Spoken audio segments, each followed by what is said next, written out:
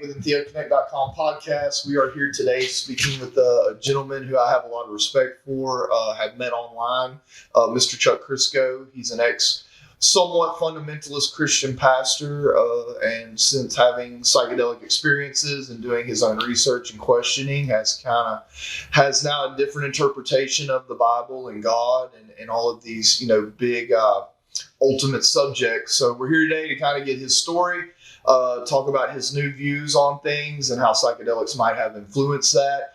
And so with that, I'll introduce Chuck Crisco. How you doing, Chuck? Good, man. Very nice to meet you, brother. I guess where we always start, and we'll cut to the psychedelics as quick as possible, but I like to always get some background. So let's just start kind of with, a quick progression up through your childhood, how you got into the ministry, your education, and just kind of that part of your life, leading up to kind of the turning point, and then we'll talk about that and where you're at now. Sure. Second half. I'm from Jackson, Mississippi, and went to pretty much a fundamentalist Christian school growing up until I got to high school, which was quite the transition. Oh, I bet. Public school from private Christian school. So even though we didn't go to church, we were the classic heathen, but I got that Christian teaching, every day in school. Somewhere along the line, I was probably around 21. I had struggled with some addiction stuff and said, God, if you're out there, then show me something. And I had a real life-changing encounter with God. So basically a primary religious or mystical experience, but not entheogen or psychedelic. It's just I say natural one. Yeah. Wow. And basically there's a lot to it. Basically God, I heard the audible voice of God in a dream, pointing me to a particular scripture in the Bible. And that scripture, I look back now and I realize how much you got the experience and then you have your interpretation of the experience. Yes. And where we get messed up with primary and secondary experiences, or even secondary experiences, is we can have a very real primary experience, but then interpret it through the framework of what we already know. The secondary. Right. And just real quick, y'all, we're talking about primary religious experience where you directly experience, communion with the divine or God, versus secondary is reading text, reading about religious experience, kind of like in the Bible. Yeah. So I had, it was life-changing, and I see now how that Christian background in school kind of influenced how I interpreted the experience.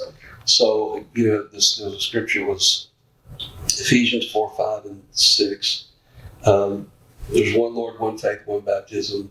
And I kind of stopped there. That's not the whole verse. Yeah. So I interpreted that to mean, okay, this has to do with the Bible and Christianity. But the rest of that verse is one God and Father of all, who is above all, through all, and in all.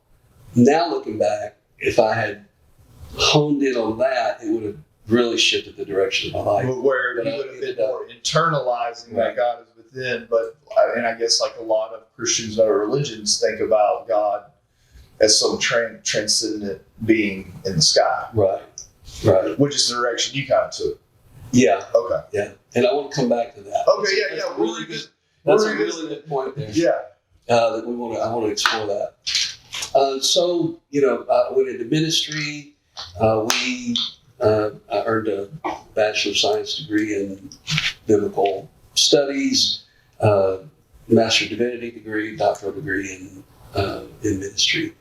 Planted churches, did missions work, pastored churches in the South, traveled, wrote books. The whole thing. We did the full package. And but through all of that, and we go to India and we do these big, I like to call them crusades because that's a bad word. Yeah. It doesn't have a good connotation.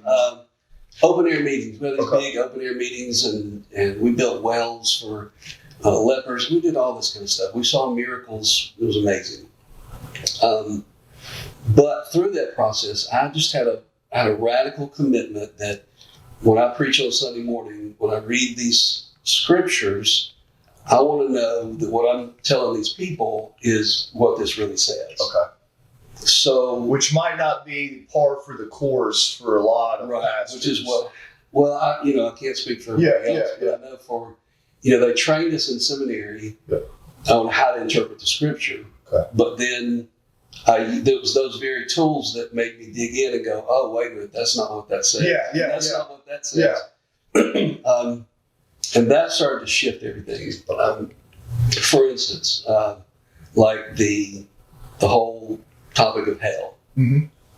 A lot of versions of the Bible, you just see the word hell all these different places.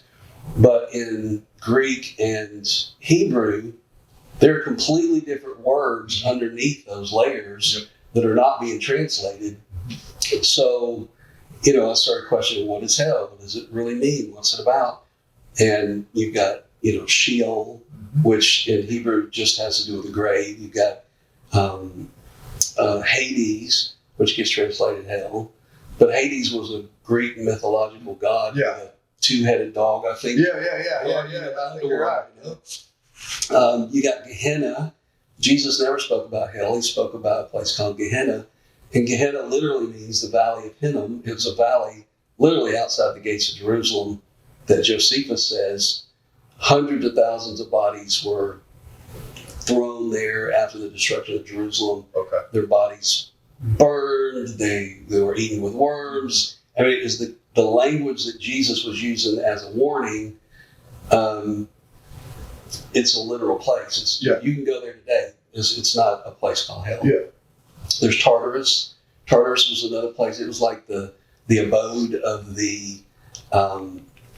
where the Zeus cast the Titans down into the deepest, darkest dungeons.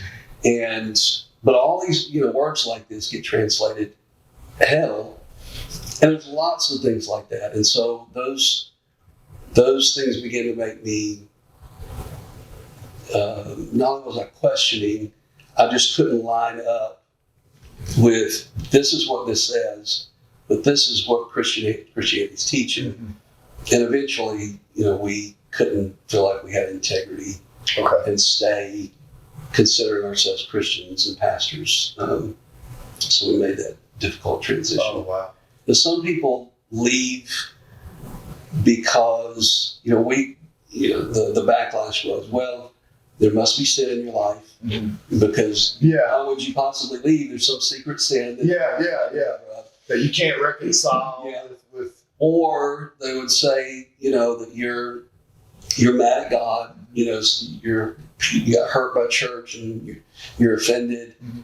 But really, and that's the accusation that gets made a lot of times for lots of people. But the truth is, it wasn't about offense. It wasn't because of sin. It wasn't because of anything. It was because your beliefs, if you're going to have integrity about what you believe, and those beliefs don't align anymore, then there's really not any other option. I couldn't stand and pretend to teach something that I didn't believe was true anymore. At this time where you kind of shifted away, were you kind of torn inside in the sense that you didn't really know what to believe, or had you already start transitioning towards something else, or you're just kind of?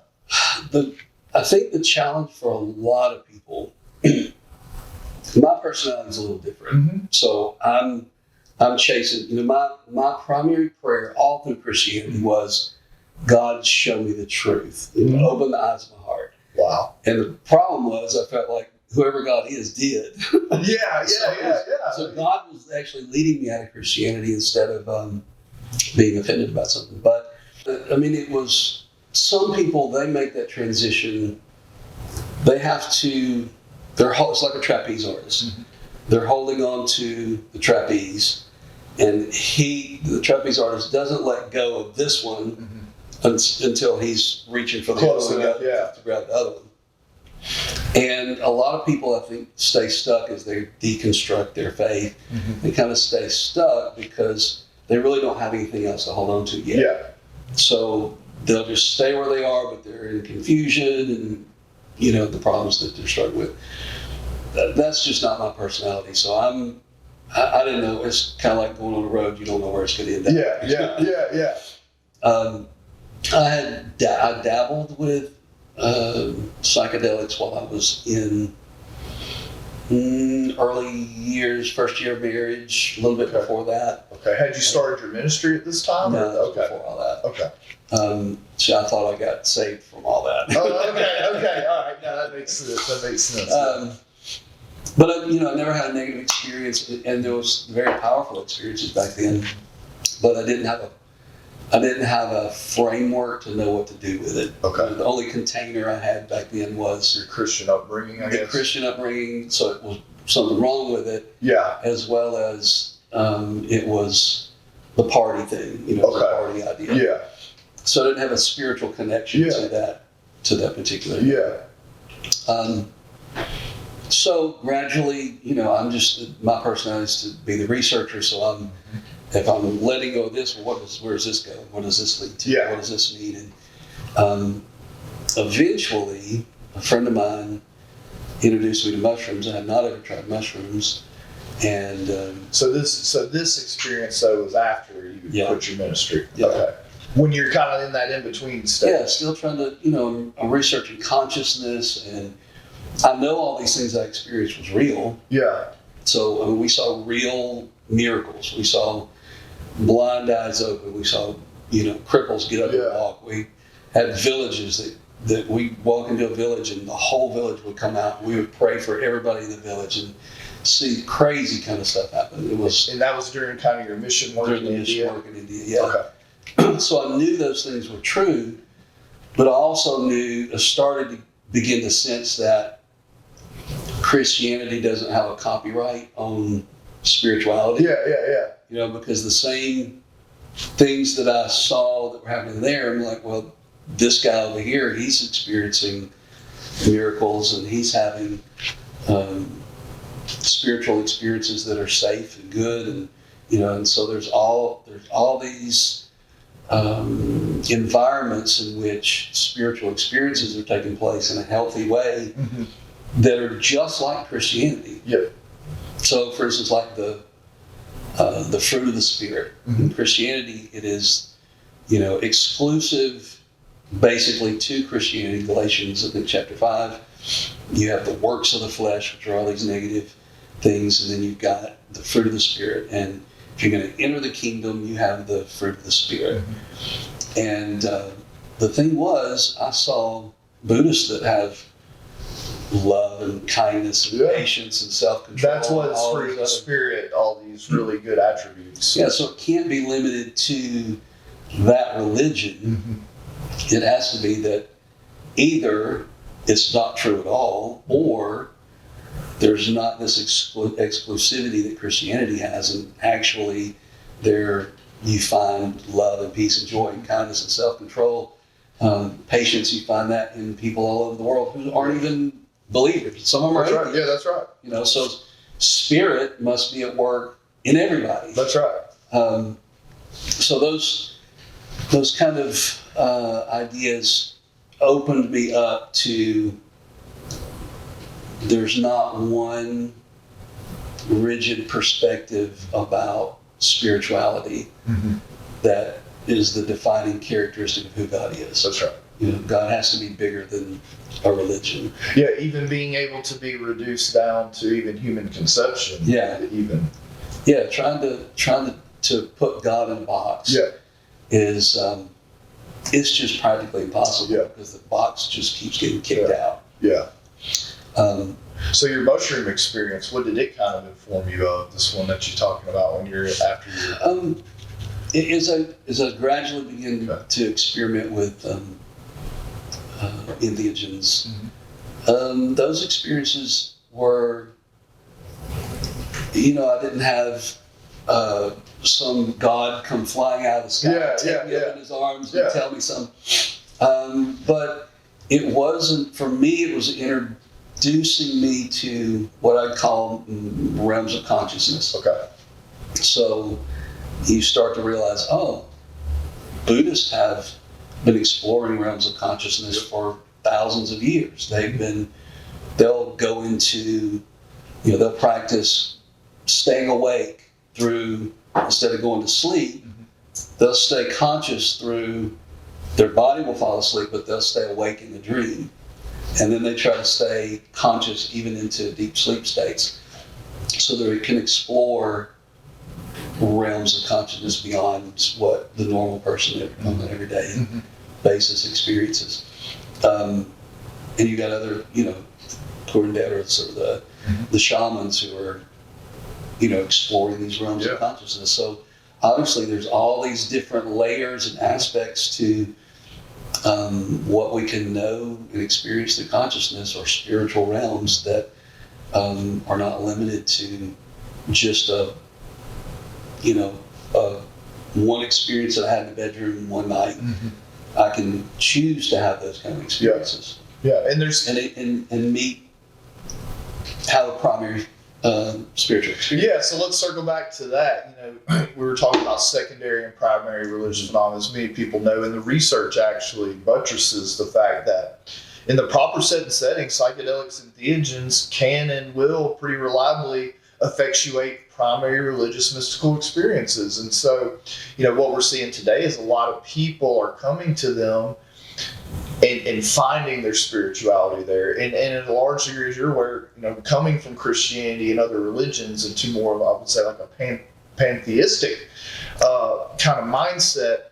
What are your thoughts on that, on people kind of, like with the Christians for the most part, or a lot of religions relying heavily on secondary religious phenomena in the text, and with the rituals like, the bread and the wine, versus the pretty reliable way to effectuate a primary experience, even through nature with the mushrooms and stuff. I mean, what are your thoughts on that? I mean, because I know you dealt in the secondary for a long time, and now you've experienced the primary. I mean, what are your, key in on the differences? I mean, obviously, the benefit of the primary experience is it's not secondhand knowledge. A lot of, and it's not just in Christianity. And again, I'm not anti-Christian because I think Christianity can be an escalator to teach people about spirituality and character and things like that. It's just not, it shouldn't be the stopping place. But because it's my frame of reference, in Christianity, you can have, in lots of other places, you can have people who are teaching and preaching a story that was somebody else's story, that was somebody else's story, and never actually have had any firsthand experience themselves. In fact, I remember when I was in Bible college, I was asking some of the other students about revival, because it was the big thing, was revival services where God would come and move and change people's lives. And I would talk to these people who are getting ready to go into full-time ministry. How many of you have ever experienced God? And a majority of the people that I talked to had not had any primary experience, other than maybe a conversion experience. And so what happens is that's true of every religion. So what happens? Which religion is true? Because this is just a story of a story of a story, versus, no, I had an encounter with God, divinity, whatever, and I know, versus I've heard about. Yeah. And here, the problem with secondary experiences, they're important. I mean, I watch YouTube all the time. I'm looking at everybody's experiences. We all are reading books about other people's experiences. But the problem can be that this, not only they may not have had their own experience, but also, again, back to what we said earlier, if they had a primary experience, their interpretation of that is often clouded by the environment that they came up in. Which means someone else's interpretation of the Bible that's been hammered into them, and then now they kind of filter it through that framework. And so I don't doubt, it's like with my own experience, I don't doubt the experiences I have. but I had to go back and reinterpret them. Okay. And there's lots of people have crazy experiences, they say, and I'm thinking that's kind of out there. Yeah. But oftentimes, in my encouragement or my word of admonition to people who are beginning a journey to discover spirituality and they're starting to have experiences is just be careful about immediately allowing the interpretation to take over the actual experience. Yeah. What actually happened versus how you're saying that what that means. Yeah. So for example, a Billy Graham crusade in 1977, I'm making this up. Billy Graham, great guy, stayed out of trouble his whole life. He wasn't caught in scandals and had integrity. He was a great guy. He's doing all these big crusades, these big meetings, evangelistic meetings, and you have a guy who's struggling with guilt because he was driving a car and fell asleep at the wheel and killed his wife. Mm-hmm. So he hears that he can be forgiven of his sin. So he walks down to the altar, he confesses Jesus, and then he realizes based on the formula, if you confess, you're forgiven, you're going to be saved. All of a sudden, he feels the release of all that guilt. And his interpretation of it is in the context that he's in. The interpretation is the Holy Spirit came and cleansed my heart and made me a brand new person. All right, but you take the same guy who that never happened, and he's seeing a psychologist or psychiatrist, and he begins to learn how to deal with his guilt by processing it. And then all of a sudden he has this cathartic emotional experience where he cries and he experiences emotional release. There's peace that comes into his heart, and now he's had a spiritual experience. But they're both the same. It's just that one is interpreted according to the context that it's in. Entheogens are great tools for exploration. And, one of the first things I discovered with mushrooms is that all of a sudden it wasn't necessarily my intention that I wanted. Mm-hmm. It was sometimes whatever the mushroom intended. That's right. Or whatever was at the surface emotionally that came to the surface. It brings to the surface what you need to deal with, what can be dealt with, and see things in a different way. And that can be interpreted in all kinds of different ways. Mm-hmm. Even within the entheogenic community, you've got the people who are, it's just the brain, it's a science thing with one part of the brain talking to another part of the brain.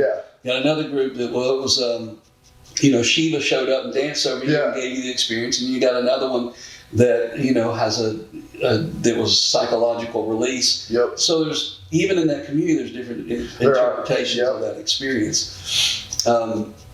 So the primary experience is, to me, the most important, and then allow that secondary experience to be held loosely. The secondary interpretation, that way.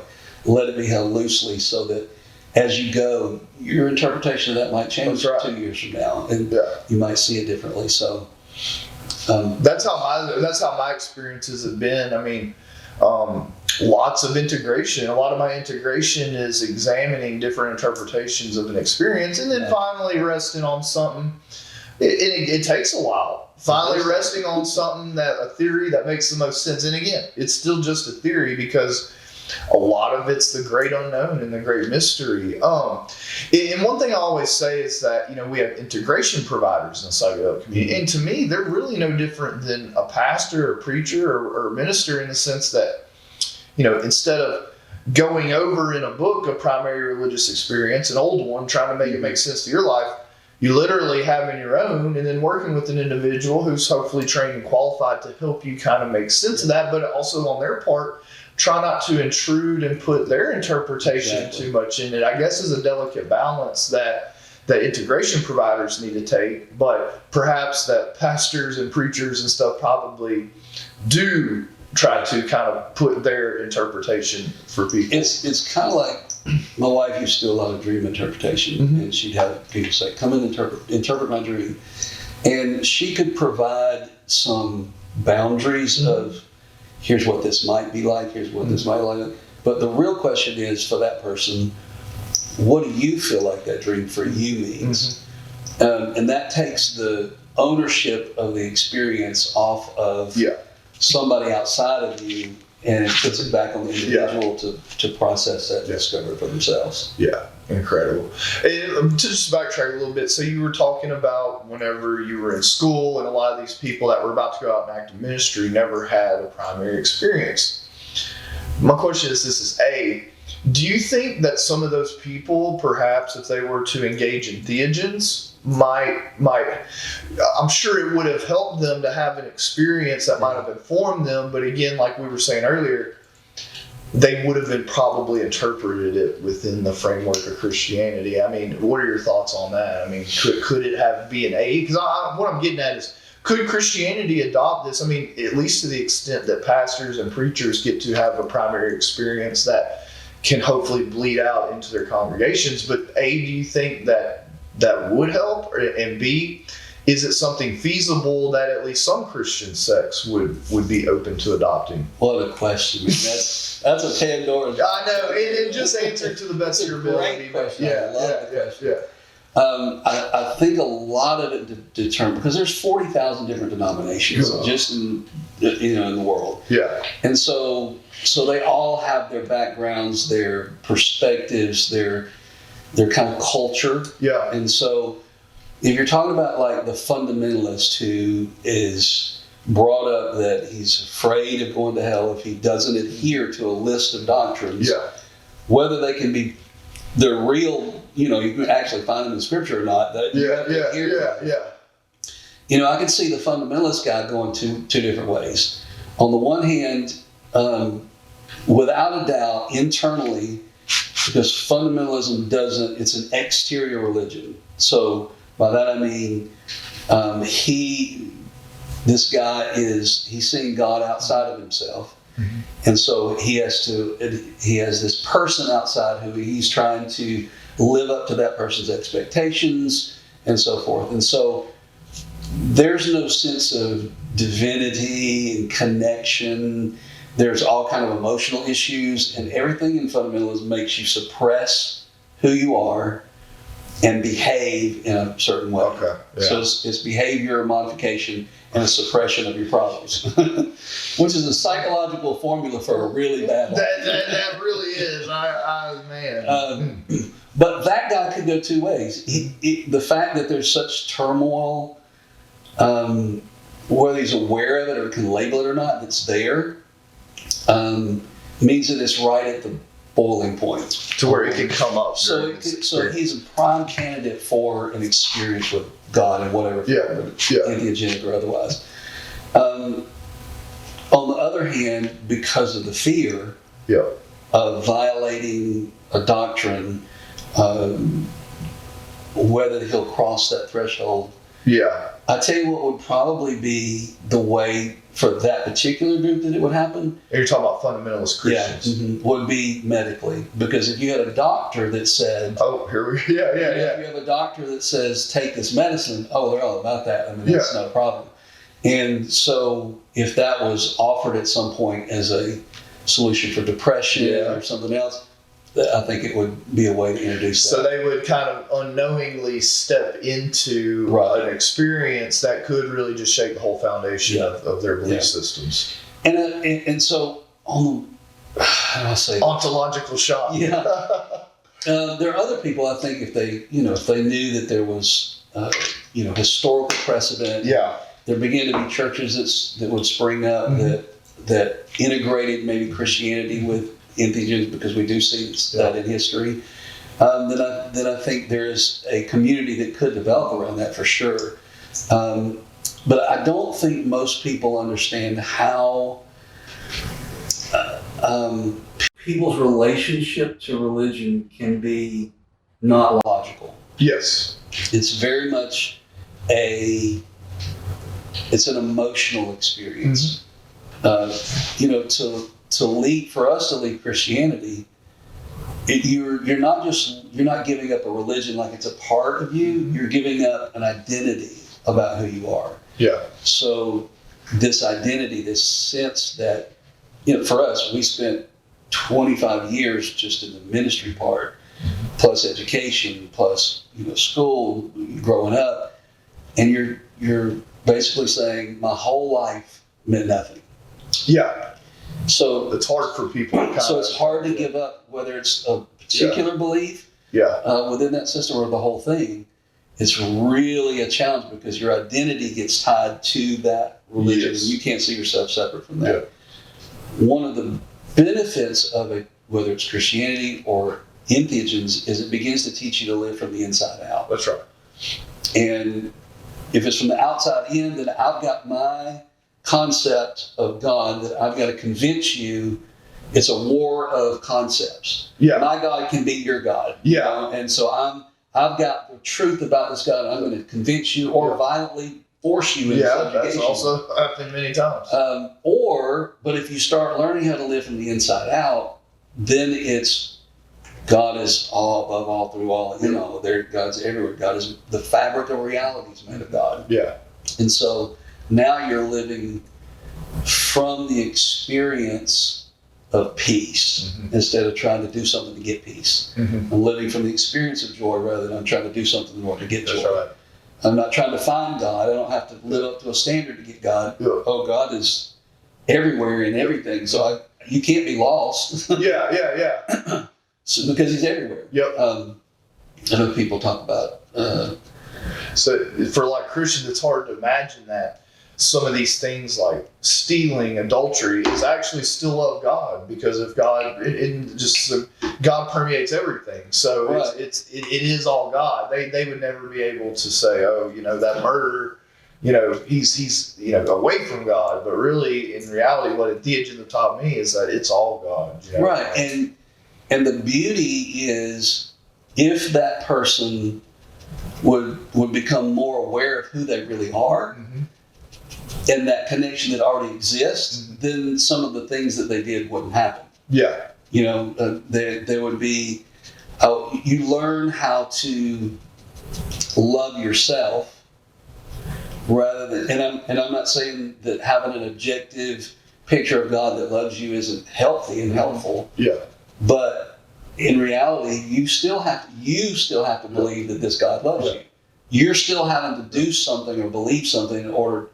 There's not some magic that's making the love happen, So there's a part you have to play. So that's kind of a middleman. Why don't you just love yourself to begin with? That's right. Yeah. Why not start learning how to value yourself, treat yourself with dignity, and entheogens tend to help people do that because, like just in that experience before, like things begin to come to the surface and like, oh, I need to deal with this. Remember the very first time I did a hero's journey, I'm like, oh, connection. I thought I was a person who connected with everybody. Everybody's my friend. Yeah.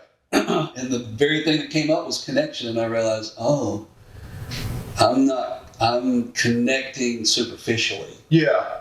I'm giving you connection, or we're having a superficial kind of connection, but it's not a self-revealing, really being honest about where I'm at. And because in ministry you're the model of you have to be perfect. Yeah. And so you don't self-disclose, which cuts off intimacy. That's right. So I had to go back to, okay, it's from the inside out. I've got to learn connection. I've got to go back to being authentic, and that's, I think, what entheogens do that an exterior religion can't do for you. Yeah, I agree. And so let's shift a little bit, and you mentioned this earlier about some of the historical evidence, particularly with Christianity, that potentially, there's theories out there that Jesus was actually a mushroom, and then what we were talking about earlier, the immortality key, where, Christianity started based upon ancient Greek myths, then put into the Bible, and that really it was early psychedelic cults were part of Christianity. And again, I'm not expect you to say I believe that, I don't believe that, but what are your thoughts on that, and ultimately Is there anything you've read yet that you think possibly Christians, fundamentalist or not, could kind of hang their hat on in order to come and start incorporating these practices into, their particular practice? Wow, again, that's such a beautifully big topic. Yeah, I know, and it gets bigger. It gets bigger every day. The historical record is coming out more and more that, and this is beyond Christianity, that these types of practices, according to Michael Winkelmann, these types of practices, especially as it relates to sacred mushrooms, is our shared world religious heritage and possibly the origin of religious thought in humanity. Yeah, I have no doubt that is a significant part of the practice of religion throughout history. I mean, there's too much evidence in so many different ways. Because I'm not an archaeologist and I'm not as much of an expert on knowing all the hard facts and data. I do know when it comes to things like Jesus, the one of the shifts that took place was really because when you study scripture, you're supposed to study in the context of the culture, the people it was written to. If Ephesians, you don't read Ephesians as being read to you. It's the book of Ephesians was written by Paul to a group in Ephesus. What was going on there? What was their relationship to one another? What was going on in the culture of that day? So when you're trying to find that out about Jesus in the New Testament, all of a sudden, if you look outside of, in Christianity, you have people who tell you, they just repeat what they've heard with you. It's in-house. Christianity, we tend to defend our belief, whereas other people approach it as trying to find out what the truth is, and the approach has become totally different. But outside Christianity, you begin to look at history and you see that a whole lot of the things that you find in the life and the stories of Jesus are already found in the mystery religions before Christianity even existed. So much so that some of the early church fathers Justin Martyr, for instance, was saying, well, the reason that they look so much the same, this is not a quote exactly. The reason they look so much the same, why the, death, burial, resurrections from the dead, the virgin births, all these things, the reason they look the same is simply because the devil knew ahead of time. And he surely not. He put it in the mystery religions to confuse people. But the truth is, all those characteristics were in those religions already, which is another thing about the exclusivity. You start finding there's no Jesus. There's Jesus in India. There's Jesus in all these other religions, and kind of the archetypical nature of the universe. These common themes and characters kind of permeate all of humanity and stories. And can we go down the archetype road for a minute? Let's go to archetypes, man. Yeah, I love that. I didn't even have any concept of that idea until my teacher, Lindsay Webb. Do you know Lindsay? I do know Lindsay, Yeah. She's been mentoring me and pointing me in some different directions. And so she's been instrumental in helping me navigate some of this. But, the whole, because I was trying to figure out how is it you have these near-death experiences and people said they saw Jesus. But then you have another one over here, they have a near-death experience and they saw a Buddha or whatever, some Shiva or something.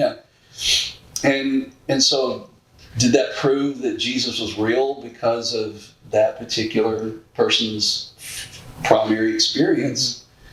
It wasn't until I started kind of understanding the archetypes that I started to get a handle on it. I'm not saying I do. In fact, the more I learn, the more I realize I don't know anything. That's right. It's for me, just real quick, for me, it's the journey and the seeking is what keeps me coming back every day. Like, my religious spiritual views change pretty much on a daily basis, but it's just the fun in seeking, and I don't think I'll have But there's only one way. Exactly. You're missing the way. The way is the journey. The way is the exploration. the discovery, the lifetime of, Christianity. If you make a mistake, it's kind of like a sin. Mm-hmm. Outside of that, this journey, you make a mistake, it's called a learning experience. Yeah, that's right. You're a part of a journey. It's part of your karma. That what goes around comes around, and it's just learn your lesson. And if you can apply that moving forward, presumably, you won't have to do it over again. Right. So with archetypes, so I came across this story, and as I was studying archetypes, it really helped to frame it for me. And it was this lady. When she was a child, mm-hmm. she was child trafficked. I don't know if that's the right word. Yeah. She was stolen as a child, I think, by a U.S. military member into Africa, and she ended up on a military base. Eventually, she kind of got cast away. Ended up with in a black African tribe. Mm-hmm. That are taking care of this little girl, mm-hmm. and I think it was during the Rhodesian War, and so it was very dangerous for one of those tribal groups to take in a white child, mm-hmm. Because what the military would do, or the rebels would do, is they would kill white children in order to get the people to leave the land. Okay. So there was all this stuff going on. Yeah. And sure enough, she gets one of the rebels or the guerrillas, they shoot her as a child in the head. She starts to bleed out, and she has this experience, near-death experience. She goes to the tunnel, the whole thing like we hear about, and she meets this character. This character comforts her, has a shepherd's staff, mm-hmm. White robe, beard. Everybody who's listening to the story already knows it's Jesus. It was this person who comforted her and helped her to understand it's going to be okay. And then somebody finds her. She comes back.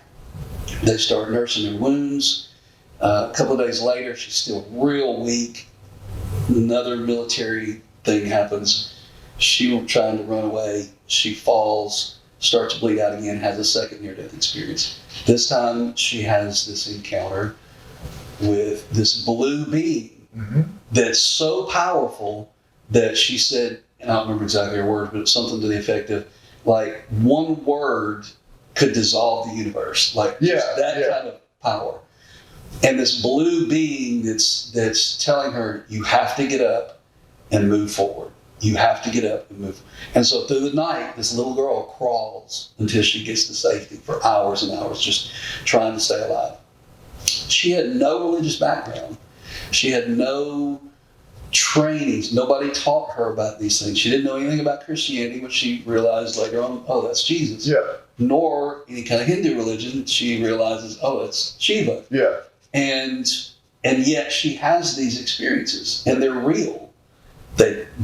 These gods didn't come down and pick her up and take her in the house, but as what we would, Carl Jung would talk about, or even Plato's patterns, and that archetypal energy has some kind of these patterns of these gods and goddesses that are real but not material. Yeah, not in this third dimension. Not in this dimension, who are actually helping people according to their particular need. And then you have to ask yourself the question, what is real? Yeah. So when you have a bad trip or a good trip or any kind of trip, or you have a spiritual trip, what is real? Because what happens is materialists will say that is only just a hallucination, and archetypes aren't real. But if you show a Christian in the Bible that Joseph had a angel appeared to him in a dream. Mm-hmm. It was, according to the Bible, it was a real angel. But it wasn't in a material form. It was in a form that was in a dream, mm-hmm. but it was real. Yeah. And so reality can't be defined by this right here. No. It has to be, it's much greater than anything that we have even really been able to explore. So in some way, these archetypes we're able to interact in some way, in a helpful way, but they're not the definition of ultimate reality. No. They're a part of this reality, but they're not the definition of what I would call ultimate reality. Because, ultimate, reality, it consists more of just this third dimensional realm, right? Like the ultimate, overarching reality includes many different dimensions and, right. timelines and things like that. Yeah, that's incredible. Yeah, the archetype thing, if you read the Law of One, and I'm not going to sit here and misquote it, but Ra talks about the archetypes as being like a sub-order of the universe and the logos, and that it's when it's reducing down, it reduces into these common themes and patterns, just like sacred geometry. Yeah, it's like the macro is the exact same as the micro, as above, so below, and so it's like these logos, organize these archetypes. It's incredible, and I hope you get a chance to really read the Law of One, because we can come back and revisit it. It's incredible. So just kind of wrapping it up.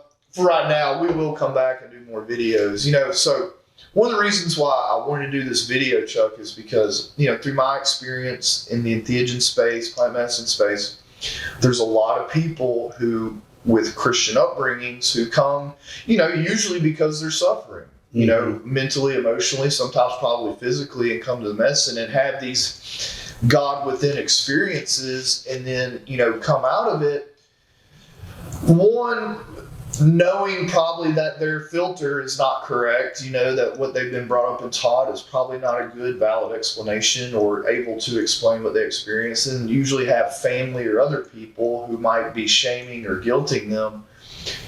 What would you say to someone like that? As being an ex-fundamentalist Christian pastor, and I'm just trying to hold space for these people, you know what I mean? Absolutely. Because I want them, I feel like hearing it from someone like you will resonate with them to know that you're not wrong, because, and we'll do more videos on this, but I mean, you can still interpret the Bible consistent with these, God within experiences that entheogens produce in a consistent manner. And we'll get into that. But just overall, what would you say to someone who said, Chuck, I'm torn and I'm not sure how to really move forward, having experienced what I have, considering my background? Challenge is fear. Mm-hmm. The first thing I would say is everybody's journey is different. Mm-hmm. And so how they process things is going to be different. The way I process things, like decision-making for me is more intuitive. Mm-hmm. I'm a fact gatherer when it comes to research, and I want to share those things with other people. But when it comes to decision-making, I do it intuitively. Mm-hmm. Other people are going to make decisions and from a different place. Maybe they're going to gather a bunch of information first. And so I think, first of all, people have got to learn to trust themselves. They've got to, number one, they've got to learn to trust that thing in them. And if it's pushing them to do a little bit more research and say, okay, well, I need to feel good that this was a part of Christianity in the past. Mm-hmm. Do the research, read the Immortality Key and some of the other books that are out there that are really good. If it's not about the research and maybe they're more intuitive, trust that intuition that there's something out there that can help. Mm-hmm. I would say, if what you're going through is not working, if you've tried A, B, C, D, E, F, and G, and you've got the Z mm-hmm. in your Christian experience, because we did all kinds of inner healing type of work in our little stream. But, if you're finding that's not working, then be open to what's already in nature. Mm-hmm. If God created all of this and you believe that, then you have to believe that here's a plant mm-hmm. that is, because it gets associated with the hippie movement or something, mm-hmm. it gets some negative rap. But here's a natural medicine mm-hmm. that helps you to see things about yourself that you couldn't see before and get healing in your own experience, then that's a form of trusting God, is because this is part of that experience. If they take medicine then of any kind whatsoever, then they're trusting that this kind of medicine outside of entheogens is helping their body. Well, this is just another way to do that. And I don't think God is afraid of questions. Pray about it. Yeah. You know, not the kind of prayer, you can get what you pray for. So if you want evidence that it's going to be bad for you, then you can get that. If you want evidence that it's going to be helpful for you, you can get that. But if you come to that as a prayer, as a Christian, you come to that through prayer and say, hey, I genuinely want to know if this would be helpful for my journey. And I'm open to however you lead me, and let that experience unfold and see. I think because if a person's a Christian, then they're going to have to have that leadership inside that framework in order for them to experience that usually. Or you just say, go for it. Yeah. You definitely could. Yeah. Go for it. And it's like anything else. You know, we would say you measure something by its fruit. And if you look at not only the people, but some of the research that's being done scientifically about the benefits of psilocybin, as an example, then you see the fruit of the changed lives.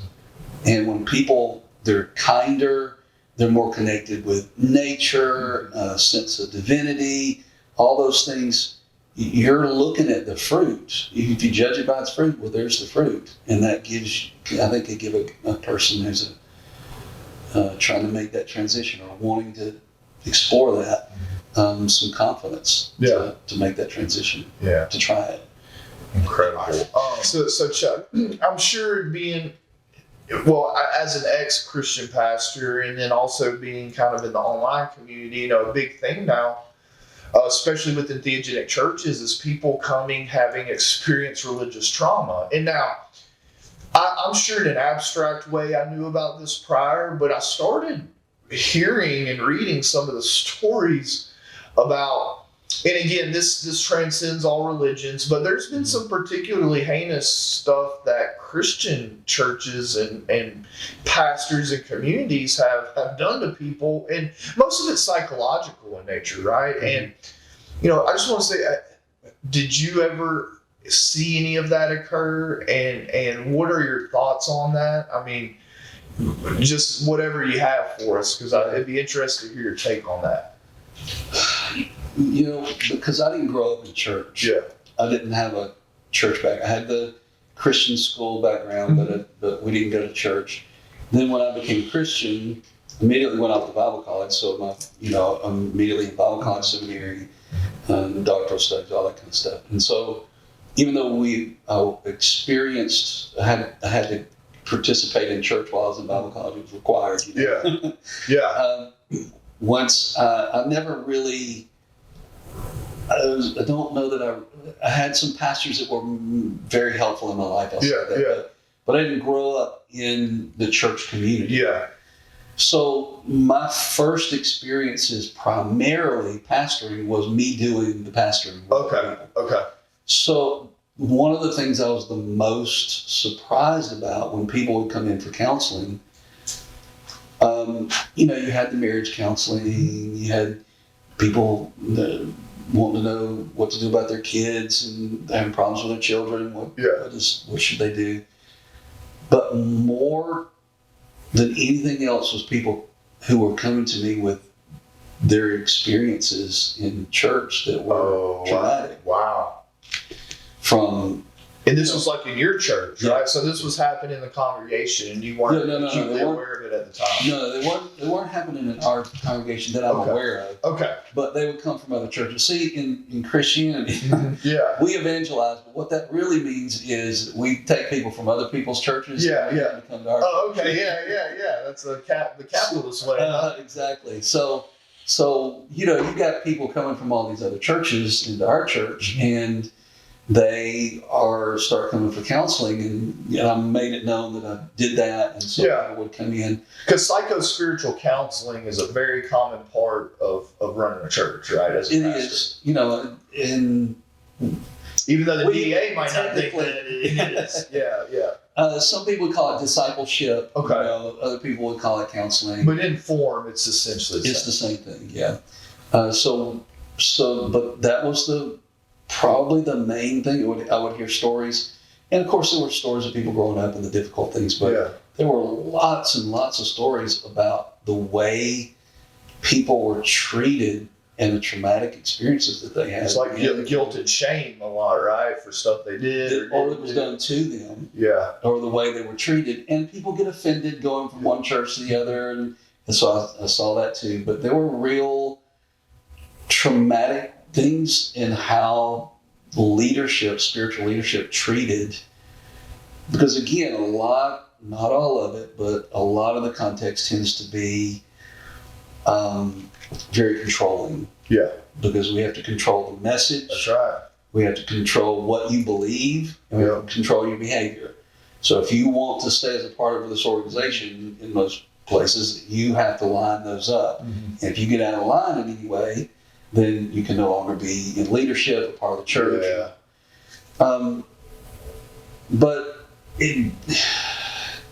So that's where a lot of the trauma came from. And of course, you hear at the Catholic Church, and it happened in Christian churches too, or Protestant churches. You have all these stories of sexual abuse. Yeah.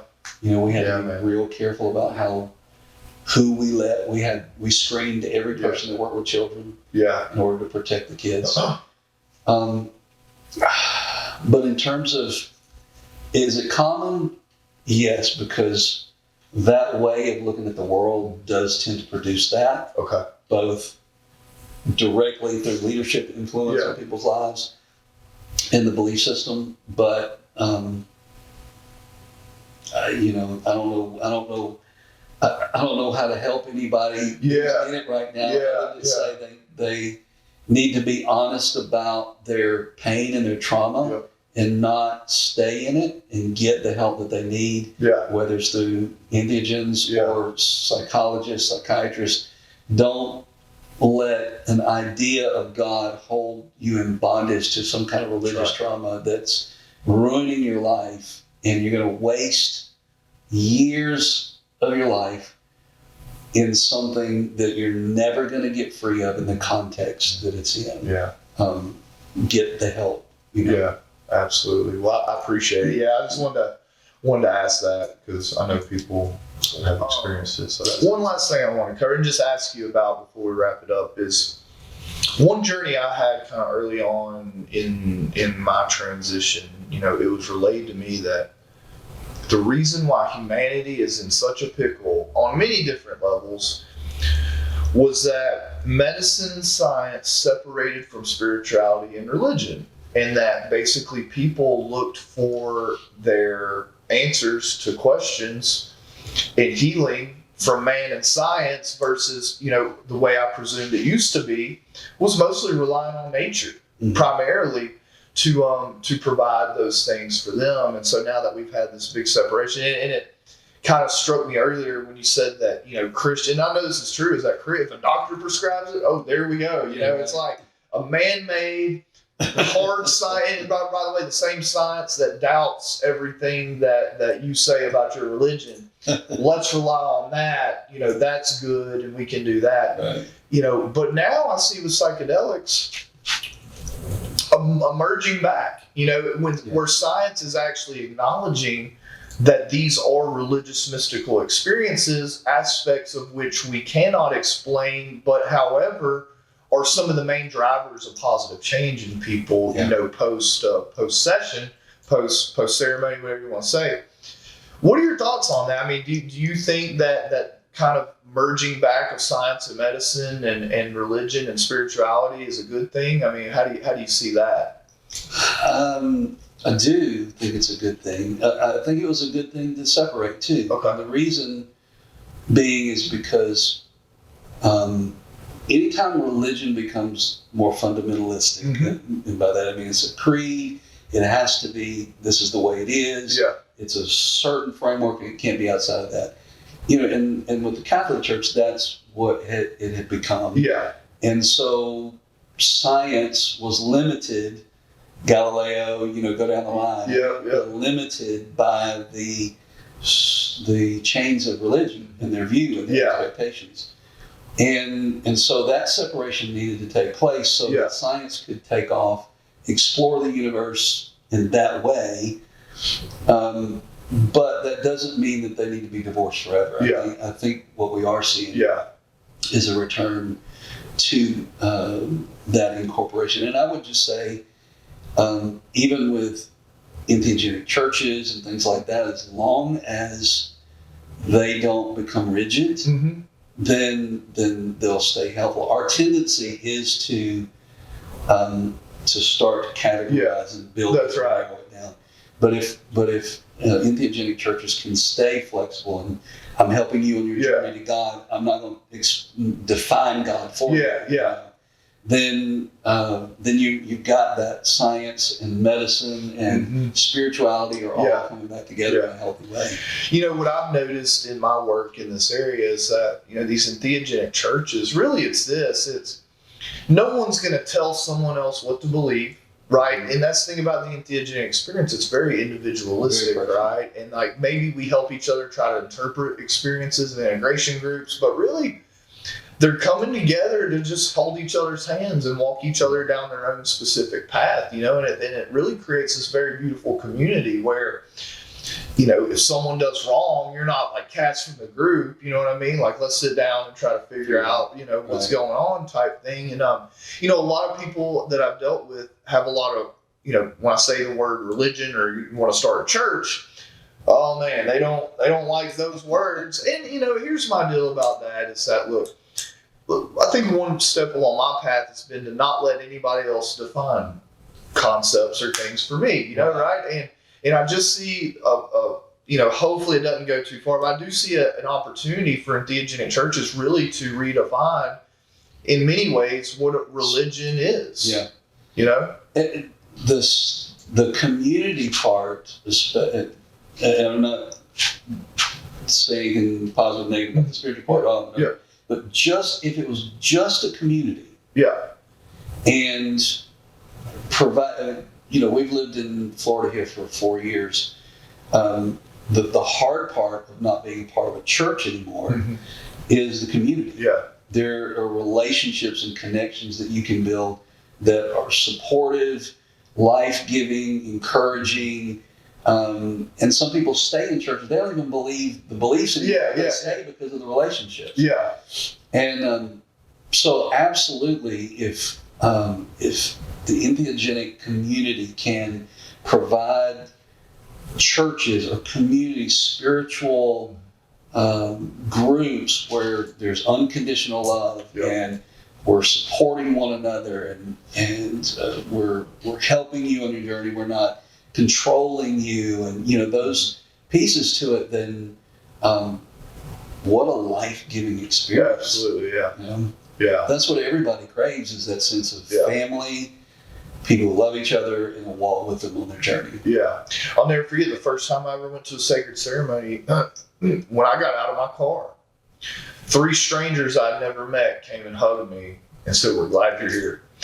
And like from that point forward, I knew, and this kind of led to EntheoConnect, that people need to be directed to these places. That need it, right? And obviously on everyone's own volition, but like people need to have somewhere to go to figure out where these types of places are, because in my view, the community is just as much, if not more effective at helping people heal and develop spiritually than the actual entheogens are.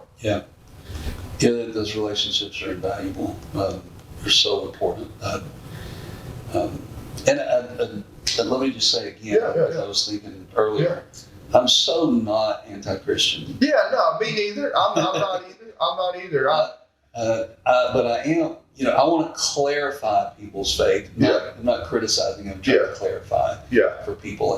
And I think when people get some clarity, it's hard to make some transitions. And there are many models of Christianity that are safer than others. But I heard somebody say one time, I think I kind of adopted his mom. He said, I'm a faith healer, and we associate that with somebody healing ministry, physical healing. He said, I'm a faith healer. He said, well, what do you mean by that? He said, well, my job is to help heal their views of themselves and their views of God. Because we have distorted views of God, distorted views of ourselves. If we can help each other be faith healers for each other, we can help each other heal those perspectives, then it's life changing. And it's amazing. Well, Chuck, I appreciate it, brother. And thank you. We're going to have plenty more with Chuck. I've got tons of video ideas. He lives here in Panama City in a nice place. So we'll be coming back to see Chuck. I want to thank everybody for tuning in. Please like, comment, subscribe, and share away. And we will be producing more good content like this. So thank you, everybody.